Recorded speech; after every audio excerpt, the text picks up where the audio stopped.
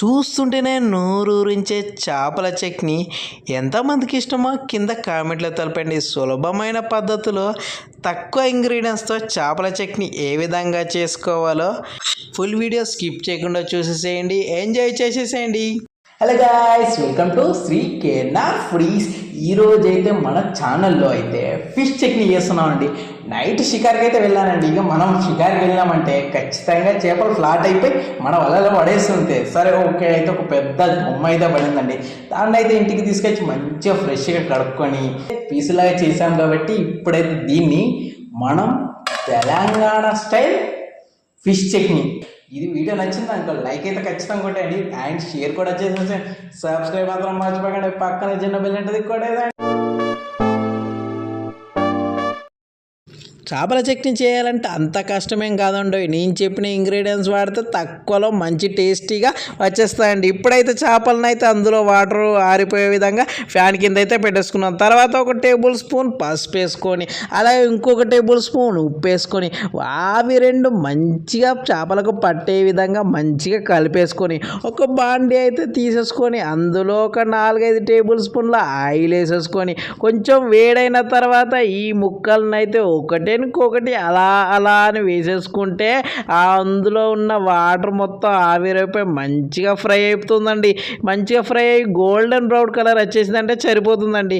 మీరు కూడా చేపలు అయితే కొంతమంది కాలిస్తే కింద అంటుకోపోతుందండి. అలా అంటుకోపోకుండా ఏం చేయాలంటే ఆయిల్ని అయితే మంచిగా వేడి చేస్తే కింద అంటుకోకుండా మంచిగా వచ్చేస్తుందండి. చూసారు కదా నేనైతే ఎలా చేస్తున్నానో.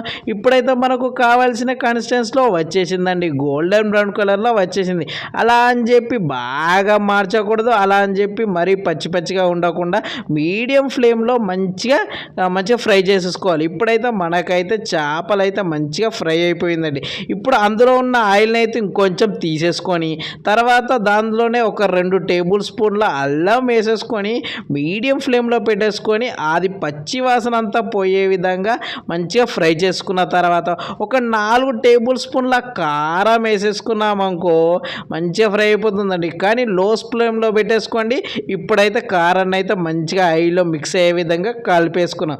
ఇప్పుడైతే మనకు కారం అయితే మంచిగా కారము అండ్ అల్లం మంచిగా మిక్స్ అయిపోయింది. తర్వాత ధనియాల పొడి కొంచెం ఒక టేబుల్ స్పూన్ వేసేసుకొని కొంచెం కలిపేసుకున్న తర్వాత ఏం చేస్తున్నానంటే ఇంకొక టేబుల్ స్పూన్ గరం మసాలా వేసేసుకున్నాను. అలాగే కొంచెం పచ్చి ధనియాల పొడి, ఇంతకుముందు అయితే ఎండు ధనియాల పొడి వేసినా, ఇప్పుడు పచ్చి ధనియాల పొడి వేసేసుకుంటే సూపర్ టేస్టీగా ఉంటుందండి. కొంచెం స్పైసీగా ఉన్నాను, ఇంకొంచెం కారం వేసేసుకుంటే సరిపోతుంది.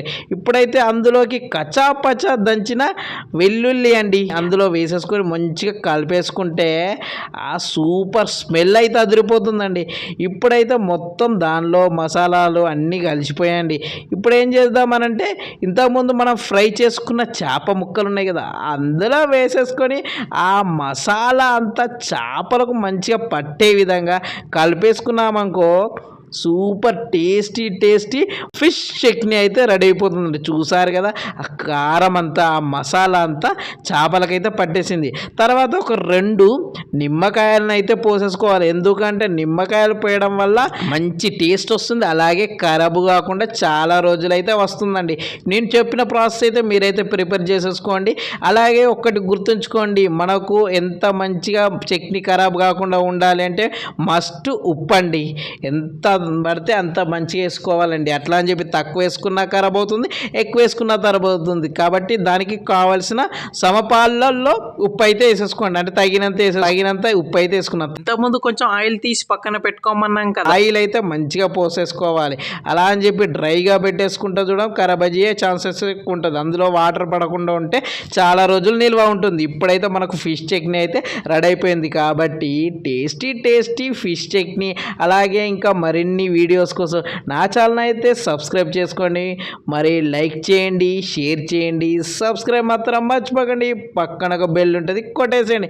చూస్తున్నారు కదా నోట్లో నీళ్ళు ఊరుతున్నాయి కదా. చేపల చట్నీ అయితే ఇప్పుడు రెడీ అయిపోయింది. వాటిని వేడన్నంలో వేసుకొని కలుపుకొని తింటే ఉంటుంది ముక్కకు టేస్ట్ అండి. మరి థ్యాంక్ యూ.